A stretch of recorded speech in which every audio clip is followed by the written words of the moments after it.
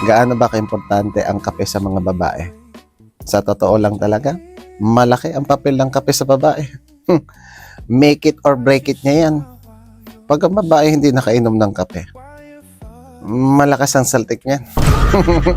Nandyan yung mainitin ng ulo, nagiging irritable, may masakit ang ulo, may masakit ang katawan, merong katawang batugan na pagod, hindi pa nag-umpisa magtrabaho.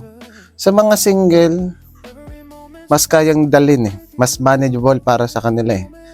Alam mo, hindi ka nakanyam ng kape. Tinotopa ka. Pero wala kang partner. Single nga eh.